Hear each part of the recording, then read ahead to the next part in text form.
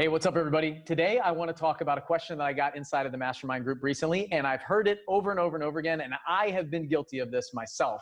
How many books should I read a year? So I'm a business owner, I'm an entrepreneur, I want to grow my business, I want to change my mindset, I want to change my life, my financial future, all of these things. And people always ask, how many books do you read a year? How many books should I read a year? What's good? What's going to develop me? What's going to happen? So a couple years ago, about 3 years ago, I saw a guy that I know, his name's Jeremy, and he reads a ton of books.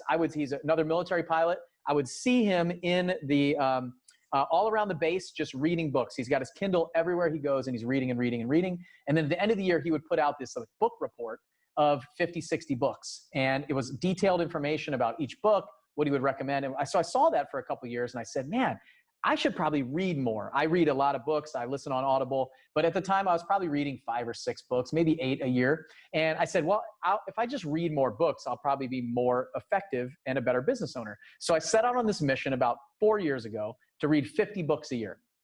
So I think it was 2017 and 2018. I said, I want to read 50 books a year. So I went in, I think the first year I read like 38 books. The next year I read like 40 some books. So I failed both years, but I was reading and reading and reading and keeping a list. And I would, in the beginning of the year, I would go out and say, hey, I have this goal of reading 50 books. What do you guys have for me? What do you recommend? And it was all these people just throwing all kinds of books on this list. Then I would take it and I would boil it down to the ones that I thought I would be interested in, and in all different genres and areas. I mean, it was fiction and nonfiction and primarily personal development books that I picked, but people were putting all kinds of stuff on there. And after those couple years, I realized that I would read a book, I would retain some information, and I would move on to the next book. It was like a checklist. It was like me saying, I need to read a book a week, so I'm just going to knock this one out and move on to the next one.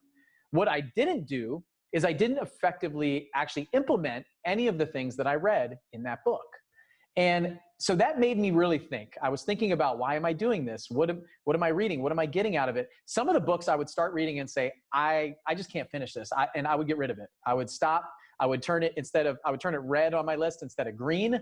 At the end, all my books that I read would be green, and the red ones would be in red. And these are the ones that I didn't finish, and I just stopped. So on this presentation, I'm going to give you the way that I do things now and things that I recommend to be able to get through different material faster. But this was a flawed concept and flawed thinking in my mind. I mean, you can see all of these different companies that are now saying, like, CEOs read 100 books. You guys should read all this stuff. So my opinion is you should not do that. Don't go out and read 50 books. Tyler Jensen posted, hey, does anybody have any books they recommend? It was about 9 months ago inside of our mastermind group. And I responded with that. I said, hey, man, I wouldn't recommend doing that. Here's a couple books, but what do you need now?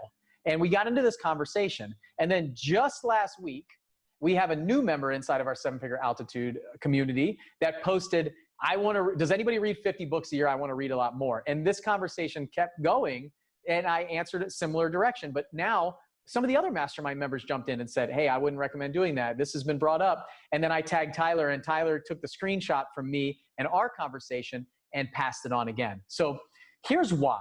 So 50 books, that's great. That's like a feather in the hat, reading 50 books, and something that you say you could do. But you can't retain all of that information unless you are reading it over and over and over again. And you definitely won't implement the things that you need to implement. The other thing is you're just searching and looking for books. So you'll just read anything. Like, I just want to get something on my list and check it off. Even if you are diligent about reading some very specific books, you're going to be all over the place with 50. Now, if you want to focus on sales, so what I say now to our members is, what do you need now? Like, the books that I'm reading, people always ask me, what books are you reading? And part of the reason why I don't pass out, like, tell what books I'm reading on stage or on the podcast or things like that, is because we are all in different places. Somebody else who's removed themselves from their business, wants to be a CEO or an owner of the company where they're not involved, they need to be reading different books than those that are just getting started. So what you need now should be the first question that you ask. What is that one thing that you need to work on right now? Where does your focus need to be? Does it need to be on marketing? Does it need to be on sales? Does it need to be on dispositions? Does it need to be on estimating rehab costs? Does it need to be on money management, bookkeeping, hiring, training, onboarding people, leadership? What do you need right now? And that's the first question that you'd ask yourself. And if you need something like sales, then you can actually come to a conversation like this and say, hey, Bill, I really need help on sales. My sales and negotiation techniques need to be refined so I can put more houses under contract. I'm getting leads, but I'm not able to close deals. So then I'd say, okay, here's a couple books that I would recommend for that I've read that I thought were amazing. We have so many people out there who have been able to take this information and pare it down and say, look, all these ones that I turned red on my list are ones that I would not recommend to you. All these ones that are green are fantastic. I recommend you read them. So when you ask that, that's a totally different question than saying, hey, I want to read 50 books this year. What do you guys recommend? People are going to recommend books that change them, and they're in a different place than you. So that's step one. What do you need right now? Step two is actually reading the book, taking notes and putting it into practice. And don't move on until you've implemented all the things, the tangible items, the things that you want to actually do from that book, and implement it into your business, into your process, your procedure, whatever it is. But you are doing it. So if it's sales, you're starting to learn these sales techniques. You're recording your appointments. You're coming back and you're watching game film. You're analyzing that stuff. And then you're going back out and doing it again. And then maybe you're going back to the book to say, okay, hey, I did these things. I need to actually brush up on this. I wasn't mirroring. I wasn't labeling properly. I wasn't doing all the things in sales that I need to do from this book, right? And then you implement that. And then you get that wired, and then it's okay. What do I need next? What's the next thing that I need? Now I got all these houses under contract and I'm selling. Okay, now I might need to start working about taxes. And you start working, I'm making a ton of money. I'm paying a lot of taxes. Maybe I want to read some books on that. So, and then maybe you're hiring somebody and you say, well, now I got to hire a salesperson. Well, sales management is a little bit different than actually doing the sales. So where are you now and what do you need next? That's the key. So implement what you've done and then move on to the next thing. And that next thing is another book. And then you're going out for another recommendation. But what happens is we constantly move to the next thing before we've got that other skill set wired or done or actually implemented. I see so many times people are reading a book, they're putting it on a shelf, and then they're gone. Next thing, more books, more books, more books. But all you're doing is running in place. You're on a treadmill. You're not actually moving forward. So this year, I'll probably read 8 or 9 books, maybe 10, but I will be implementing the things that I read.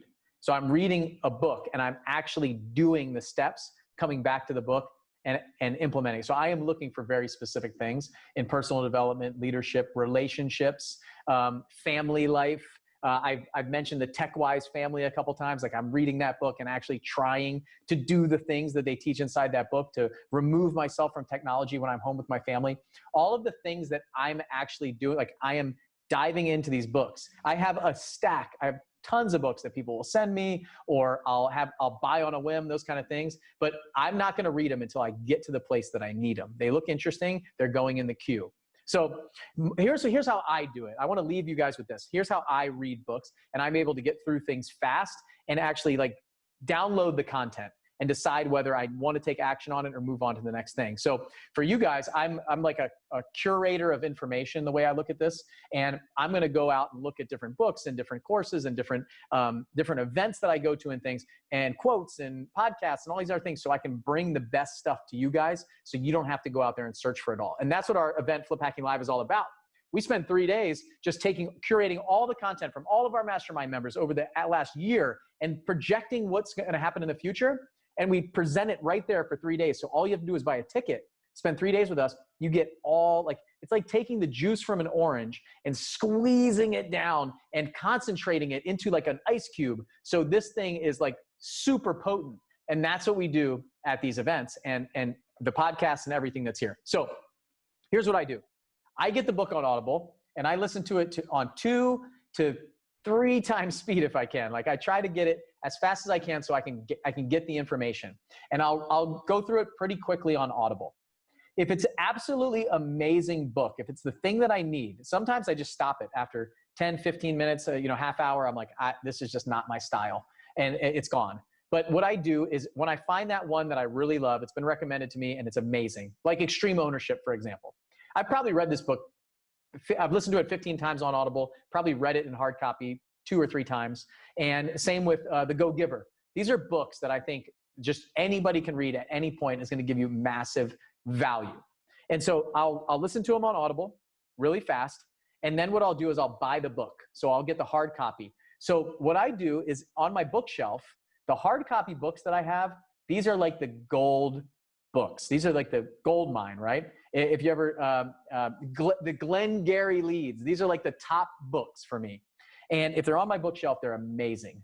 And I would recommend them to anybody. So when somebody says, hey, I need a sales book, all I do is I look over to my bookshelf and I look at the 3 sales books that I have on my bookshelf. And I say, here's the top 3 that I would recommend for you. Not all the ones that I've listened to, all the things that didn't make the cut. This is, so I don't just buy books to fill up a bookshelf that's massive along the whole wall. I will pare it down, then I'll buy the hard copy, and then I go through the hard copy and I actually work through it. So I'll actually like write down notes, I'll highlight things, I'll work through that book. And that's when I know that it's going to go on the shelf. This thing's in the vault. So in the future, come January 1st, or anytime that I need something, I can say, hey, I need to work on this skill set. Go over to the bookshelf and grab that book. So those are my tips. Don't go read 50 books. That's the way that I read. That's the way I can get through things fast. That's the way I can like download all of this content, figure out what's like the cream rises to the top, right? The best stuff will rise to the top. And when it rises to the top, I put it on the bookshelf. So my bookshelf doesn't have a ton of books on it. It's probably got 30, 40 books on there max. And these are the things that I absolutely love, that I would recommend to anybody. And then usually when somebody's at the house or needs something, I'll just send it to them. So sometimes I'll buy 5, 6, 10 copies and I'll send them one if I need to. So that's what I've got for you guys today. Don't go out and read 50 books just to read 50 books. Read them because you need that content, and go out and say, what do I need now? What do I need now? Implement that stuff.